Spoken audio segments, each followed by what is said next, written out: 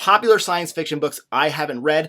I'm going to be asking for your help throughout the video because I want to prioritize these, so if you have any thoughts and you're familiar with any of these, let me know. Earth Abides by George R. Stewart, published in 1949. This is a classic and iconic post-apocalyptic novel in which humanity is nearly wiped out by a virus. The narrative centers on a small group of survivors and one man in particular. This is one of the books on this list that I'm most likely to get to sooner rather than later. Also in that category is Perdido Street Station by China Miéville. I was floored by Embassy Town and The City in the City by Miéville, and with this being probably his most popular novel, it's just a matter of time before I get to it. Published in 2000, I expect this to be more fantasy than science fiction, which is okay.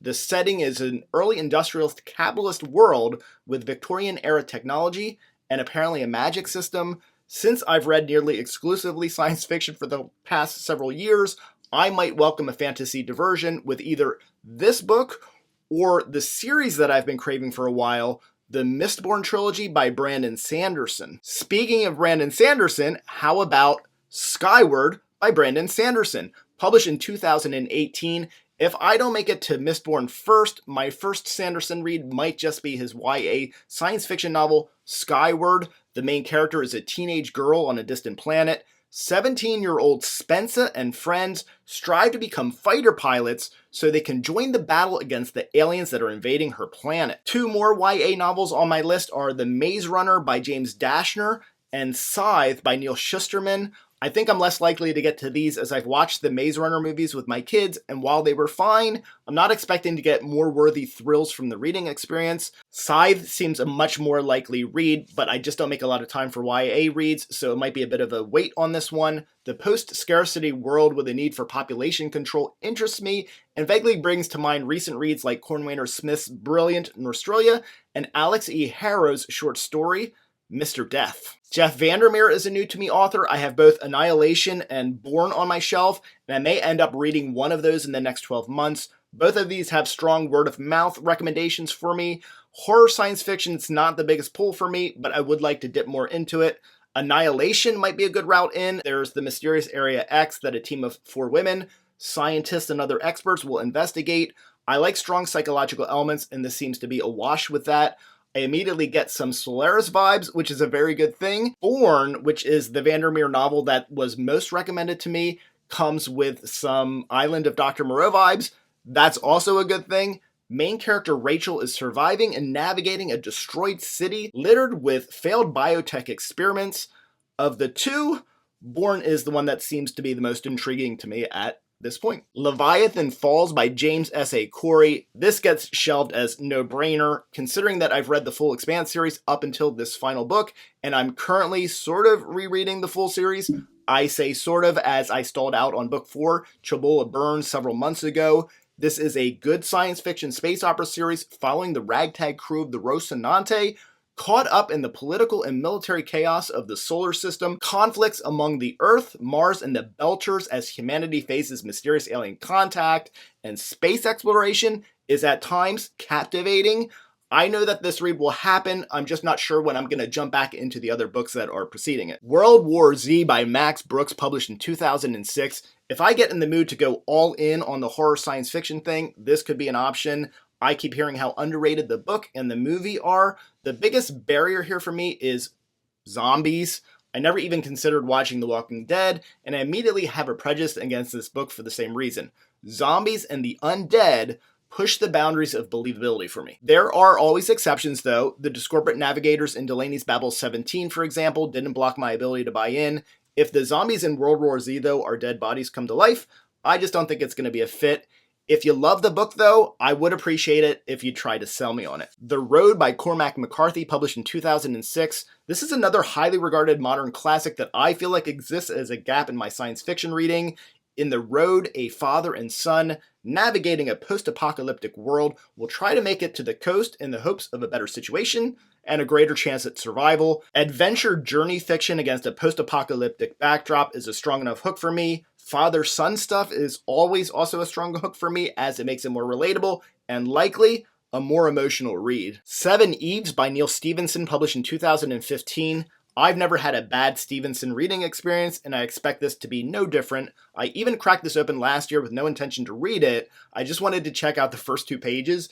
Even with as much as I love Stevenson's work, I was surprised at how quickly, just in 2 pages, I saw myself getting pulled into the story. In 7 Eaves, the world might be ending because of the moon shattering, and the nations of the world all need to come together and look to space as an exit plan for the survival of the human race. Ilium by Dan Simmons, published in 2003. As the name evokes, Ilium takes Homer's The Iliad and sets it on an alternate Earth and Mars. Greek god mythology elements, I expect, are probably my only double-take barrier to jumping into Ilium, but given that the Hyperion Cantos is one of my favorite all-time reading experience, it's inevitable that I will read this. If you've read this, how does it stack up against the Hyperion Cantos? Competing for my YA attention, along with the others I already mentioned on this list, is The Giver by Lois Lowry, published in 1993. It belongs on this list because it's hugely popular. I could read this, though it's not high on my TBR. What says you? This is a dystopian tale in which an 11-year-old boy, living in what appears to be an idyllic utopian society, will find out that maybe it's not, and then figure out what to do with that. How High We Go in the Dark by Sequoia Nagamatsu, published in 2022. I wanted to read this last year when it came out. I received my copy as a gift, I had heard rave reviews, and everything lined up for me to leap right into this one. Just one person gave a lukewarm response, and somehow that nudged me away. I am curious though, so I'm sure that this will get read. This is Nagamatsu's debut novel, and since I keep hearing it described as interconnected short stories, I feel like it's going to be an easy book to work into my schedule and read it maybe simultaneously with something else. The only thing that I really know about the interconnected stories is that there's a lot of death, perhaps disease and plague, and at some point, space exploration. Hall of Dune, Winds of Dune, Navigators of Dune by Brian Herbert and Kevin J. Anderson. These are all extended universe novels from Frank Herbert's Dune series. While I've read the full Frank Herbert Dune series a number of times, and a lot of the early Brian Herbert extended series novels, I haven't read any of the Dune work that's come out since around maybe 2010. I didn't mind some of the early Brian Herbert work. It was just okay, but it definitely led to some Dune burnout.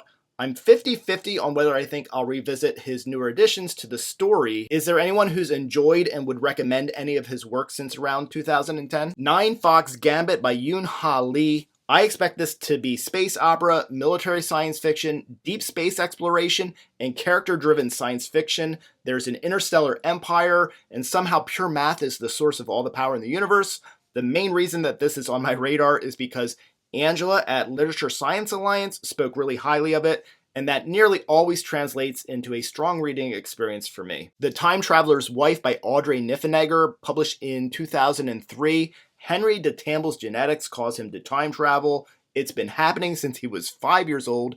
It's beyond his control, and he never knows where he might end up. A la the Terminator, when he beams to the past or the future, he ends up naked, and his first order of business is to find some clothes. My understanding is that while the premise is obviously a science fiction trope, the story is really about the relationship between Henry and his wife, and how they navigate this obviously huge distraction to their lives and relationship.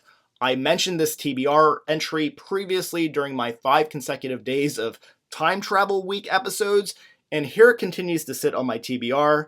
Does anybody want to weigh in? Thank you for watching. I'm Michael Everts, and this is Fit to be Read.